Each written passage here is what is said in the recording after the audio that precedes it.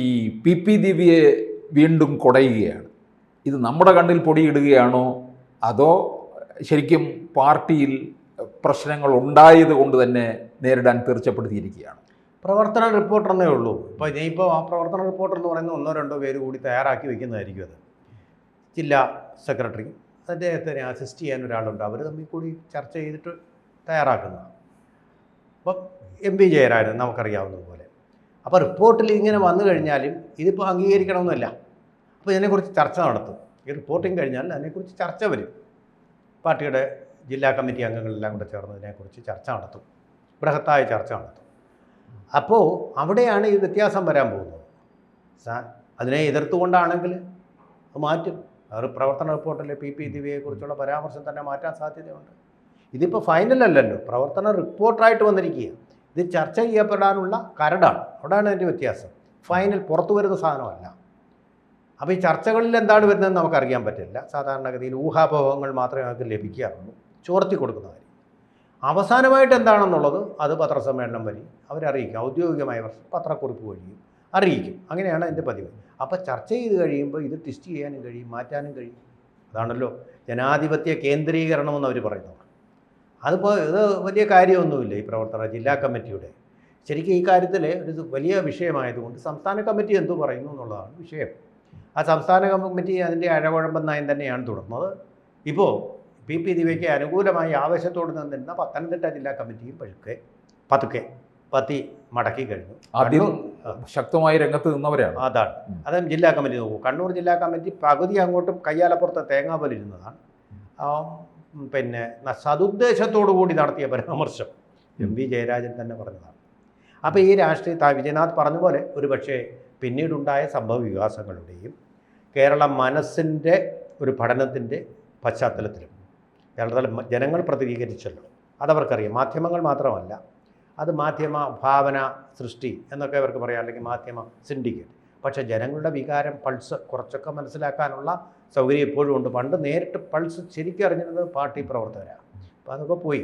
ഇപ്പോൾ കുറച്ചൊക്കെ ഇപ്പോഴും അവർക്ക് അറിയാൻ പറ്റുന്നു, അവരെ അഭിമുഖീകരിക്കുന്ന. ഇപ്പോൾ പിരിവിനൊക്കെ ചെല്ലുമ്പോൾ ആളുകൾ തെറി പറയുമല്ലോ, അതെ, ആ ഒരു അത് കിട്ടുന്നുണ്ട് അവർക്ക്, ആ ഫീൽ അവർക്ക് കിട്ടുന്നുണ്ട്. അപ്പോൾ അതിൻ്റെയൊക്കെ അടിസ്ഥാനത്തിൽ നീ പിരിവിന് അങ്ങോട്ട് പോയാൽ കിട്ടില്ല എന്നൊക്കെ വരുമ്പോൾ അതാണ് അതിൻ്റെ പ്രാക്ടിക്കലായിട്ടുള്ള വസ്തുതകൾ. അങ്ങനെ വരുമ്പോൾ ഇങ്ങനെയാണ് പ്രശ്നമാണ് ഇതെന്ന് പറഞ്ഞിട്ട് ഈ ഫീഡ്ബാക്ക് കിട്ടും. അതിൻ്റെ അടിസ്ഥാനത്തിൽ തയ്യാറാക്കപ്പെട്ട ഒരു സംഭവമാണിത്. ചർച്ച ചെയ്ത് കഴിയുമ്പോൾ ഇത് വലിയ ഒരു ജില്ലാ കമ്മിറ്റി വെച്ചതിന് വലിയ പ്രാധാന്യമൊന്നുമില്ല ശരിക്കും പറഞ്ഞാൽ. സംസ്ഥാന കമ്മിറ്റി എന്ത് തീരുമാനിക്കുന്നു എന്നുള്ളതാണ്. പക്ഷേ പിന്നെ അത് കേന്ദ്ര കമ്മിറ്റി അങ്ങനെ പോകും, ചർച്ച ചെയ്യും. ആ ജനാധിപത്യ കേന്ദ്രീകരണം ഒന്നും ഉണ്ടാവുന്നത്. ഇവിടെ ഇപ്പോൾ വന്നിരിക്കുന്ന വസ്തുതയല്ല, പ്രധാനപ്പെട്ട വാർത്ത എന്ന് പറയുന്നത് എനിക്ക് ഏറ്റവും ഇഷ്ടപ്പെട്ടത് നവീൻ ബാബുവിൻ്റെ വിധവ ചോദിച്ചൊരു ചോദ്യമാണ്. മഞ്ജുഷ, നിങ്ങൾ ഇത്ര ആവേശപൂർവ്വം വിളിക്കപ്പെടാതെ ഒരു ജില്ലാ യോഗത്തിലേക്ക്, കലക്ടർ അധ്യക്ഷത വഹിക്കുന്ന ഒരു യാത്രയപ്പ് യോഗത്തിലേക്ക് എന്തുകൊണ്ടൊരു ജില്ലാ പ്രസിഡന്റ് ഇത്ര ആവേശപൂർവ്വം നാഗവല്ലിയെപ്പോലെ കടന്നു ചെന്നിട്ട് ഇത്തരം ആക്രോശങ്ങൾ ഉദീരണം ചെയ്തിട്ട് പോന്നു? അവരുടെ ഭാഷയിലാണിത് ചോദിച്ചിരിക്കുന്നത്. നവീൻ ബാബുവിൻ്റെ ഭാര്യയായിട്ടുള്ള മഞ്ജുഷ അല്ലേ? അതെ, മഞ്ജുഷ മാത്രമല്ല മറ്റു ബന്ധുക്കളും ചേർന്നാണ് ഇത് ചോദിച്ചിരിക്കുന്നത്. അപ്പോൾ എന്താണ് നിങ്ങൾ തമ്മിലുള്ള ബന്ധം? വളരെ പ്രധാനപ്പെട്ട ഒരു ചോദ്യം. ഒരു പ്രശാന്തിന് വേണ്ടി നിങ്ങൾ ഇത്രയും വാദം നടത്തണമെങ്കിൽ നിങ്ങൾ തമ്മിലുള്ള ബന്ധം എന്താണ്? വളരെ പ്രസക്തമായിട്ട് ദിവ്യയും എന്താണ്? പിന്നെ രണ്ടാമത്തെ ചോദ്യം, പ്രശാന്ത് എന്ന് പറയുന്ന വ്യക്തിക്ക് ഒരു പെട്രോൾ പമ്പ് തുടങ്ങാനുള്ള വരുമാനമുണ്ട്? കുറിക്കുള്ളുന്ന 2 ചോദ്യങ്ങളാണ്. ഇവിടെ ഇപ്പോൾ CPM-ൻ്റെ പ്രവർത്തന റിപ്പോർട്ടിൽ പറഞ്ഞിരിക്കുന്ന പോയത് ശരിയായില്ല, ക്ഷണിക്കാതെ പോയത് ശരിയായില്ല. അത് നമുക്കെല്ലാം അറിയാവുന്ന കാര്യമാണ്. ക്ഷണിക്കാതെ ഒരു യോഗത്തിൽ പോകുന്ന നാണക്കേടാണ്, പാർട്ടിക്ക് അവമതി പോകും. ക്ഷണിക്കാതെ കല്യാണത്തിൽ ഉണ്ണാൻ പോയാലും അത് തന്നെയല്ലേ? നാണക്കെട്ട ഒരു പരിപാടിയായിട്ടാണ് നമ്മുടെ സമൂഹം വിലയിരുത്തുന്നത് അല്ലേ? അന്തസ്സുള്ളവരാരും അതിന് പോകാറില്ല, അന്തസ്സുള്ളവരാരും വിളിക്കാത്ത ഒരു യോഗത്തിൽ പോകാറുമില്ല. ആ കാര്യം മാത്രമേ ഈ പാർട്ടി അഡ്രസ്സ് ചെയ്തിട്ടുള്ളൂ. പാർട്ടിക്കാരങ്ങനെ ക്ഷണിച്ചാൽ പോലും വരാത്തവരാണ്, കാരണം അത്ര തിരക്കിലവരാണ്. ഇന്നോവ സംസ്കാരമല്ലേ. വലിയ പണക്കാരുടെ പാർട്ടികളിലും വിവാഹങ്ങളിലും ഒക്കെ പങ്കെടുക്കാൻ, പാവപ്പെട്ടവരുടെ പരിപാടികളിലൊന്നും പങ്കെടുക്കാൻ അവർക്ക് സമയമില്ല എന്ന് പറയുന്നുള്ള പാർട്ടിക്കാർ. ഇപ്പോൾ പണ്ടങ്ങനെയല്ലായിരുന്നു. ഏറ്റവും താഴെത്തട്ടിലുള്ള നാമമാത്ര കർഷകരുടെയും തൊഴിലാളികളുടെയും ഒക്കെ പരിപാടികളിൽ പങ്കെടുത്തുകൊണ്ടിരുന്നവരാണ്. അതാ ഞാൻ പറഞ്ഞു, അവരുടെ പൾസ് ഇവർക്ക് നഷ്ടപ്പെട്ടു, എന്താണെന്ന് അറിയാൻ പറ്റുന്നില്ല. എങ്കിലും കുറച്ചൊക്കെ ഈ പിരിവിന് പോകുമ്പോൾ അത് ആരെയും വെറുതെ വിടാറില്ല, പണക്കാരെയും പാവപ്പെട്ടവരെയും എല്ലാം ഉപദ്രവിക്കും പിരിവിന് ഇപ്പോൾ. അപ്പോൾ അതുകൊണ്ട് ഇവിടെ ഇപ്പോൾ ആ പറഞ്ഞിരിക്കുന്ന അവരുടെ ഈ പിരിവൊക്കെ ഭംഗിയായിട്ട് നടക്കാൻ വേണ്ടിയിട്ടുള്ള ഒരു റിപ്പോർട്ട് മാത്രമാണ്. ബേസിക് ഇഷ്യൂസ് ഒന്നും അഡ്രസ്സ് ചെയ്തിട്ടില്ല. അവർ പറഞ്ഞ് വിളിക്കാതെ എന്തിനു പോയി, ആ മദ്യപിച്ചിട്ട് എന്തിനു ബഹളം ഉണ്ടാക്കി എന്ന് പറഞ്ഞ ആൾക്കാരെ തരം താഴ്ത്താറുണ്ട്. അതുപോലെ ചോദ്യമേ പ്രായണ ഇത് പോയത് ഇന്നതുകൊണ്ടാണെന്ന്.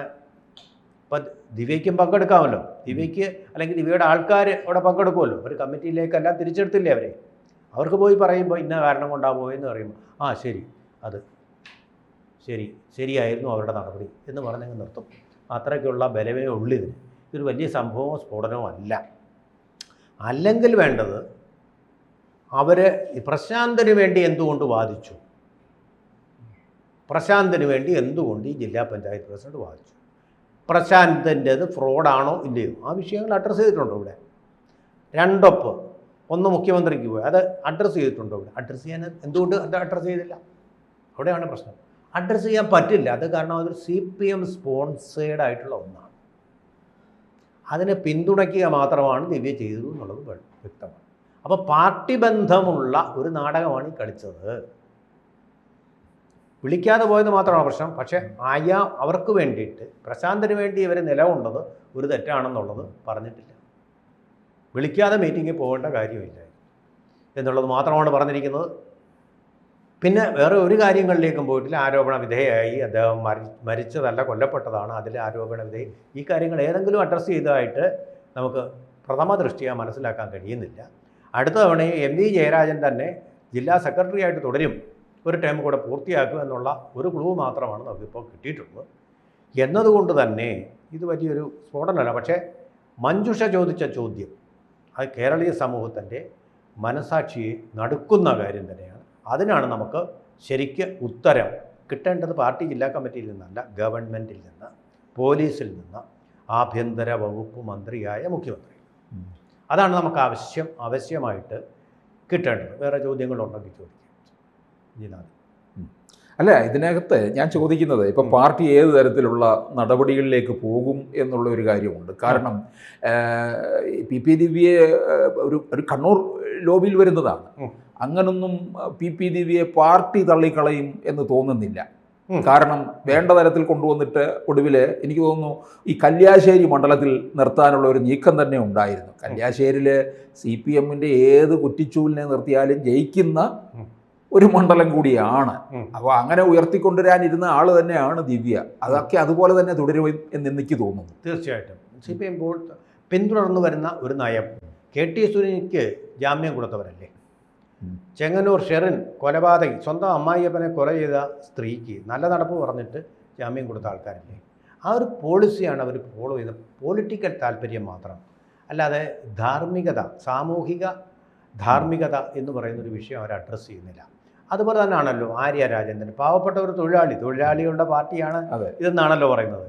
പാവപ്പെട്ട ഒരു തൊഴിലാളിയുടെ ഭാവി നശിപ്പിച്ച ആര്യ രാജേന്ദ്രന് ജില്ലാ കമ്മിറ്റിയിലേക്ക് എടുക്കുകയാണ്, പ്രൊമോഷൻ കൊടുക്കുകയാണ് ചെയ്തത്. ഭാവിയിൽ അവരൊരു MLA VK പ്രശാന്തിനെ പോലെ സ്ഥാനാർത്ഥിയാവുകയും ചെയ്യാം, സാധ്യതയുണ്ട്. അപ്പോൾ ആ തരത്തിലാണ് അവർ കാര്യങ്ങളൊക്കെ മുന്നോട്ട് നീക്കിക്കൊണ്ടിരിക്കുന്നത്. എന്നതുകൊണ്ട് തന്നെ ഇവർ പാർട്ടിയാണ് പ്രധാനം, അല്ല ധാർമ്മികതയോ സത്യസന്ധതയോ ഒന്നുമല്ല പ്രധാനം. പാർട്ടി എന്നുള്ള നിലയിൽ അവർ കാര്യങ്ങളെ കാണും. പാർട്ടി എന്നുള്ള നിലയിൽ ആര്യ രാജേന്ദ്രനെ, അതുകൊണ്ട് തന്നെ PP ദിവ്യയെയും അവർ കാണും. PP ദിവ്യയ്ക്ക് ഒരു പരിക്കും ഇതുകൊണ്ട് പറ്റാൻ പോകുന്നില്ല. ചില പരാമർശങ്ങൾ അവിടെ ഇവിടെയൊക്കെ ഉണ്ടാവും, കാരണം ഇത് ഞങ്ങൾ ചർച്ച ചെയ്തു എന്ന് പറയാൻ വേണ്ടി. അതിനപ്പുറം ഒന്നും ഇതുവഴി സംഭവിക്കാൻ പോകുന്നില്ല. മറുവശത്താണെങ്കിൽ മഞ്ജുഷ ദുർബലയാണ്, ഒരൊറ്റപ്പെട്ടു, പാർട്ടിയുടെ സഹായമില്ല. നാട്ടുകാരാദ്യം ആവേശം കൊണ്ട് നാട്ടുകാർക്ക് ഇപ്പോൾ ആവേശം പോയി, മാധ്യമങ്ങൾക്ക് ആവേശം നഷ്ടപ്പെട്ടു, അതിൻ്റെ ഫോളോ അപ്പേ ഉണ്ടാവാറില്ല. അപ്പോൾ ആ രീതിയിൽ പോകുമ്പോൾ തീർച്ചയായിട്ടും പാർട്ടി ജയിക്കുകയും വിധവ തോൽക്കുകയും ചെയ്ത ഒരു സാഹചര്യം കാലം അങ്ങനെയാക്കി വെച്ചിരിക്കുന്നത്. എല്ലാ കാര്യങ്ങളിലും ഇങ്ങനെ തന്നെയാണ് സംഭവിച്ചുകൊണ്ടിരിക്കുന്നത്. അതുകൊണ്ട് പാർട്ടി ജയിക്കുന്നു. തൽക്കാലം അവരൊരു ക്ഷീണം നേരിട്ടിരിക്കാം, പക്ഷേ ഇപ്പോൾ അത് പാർട്ടി ജയിച്ചിരിക്കുക, മഞ്ജുഷ തോറ്റിരിക്കുക.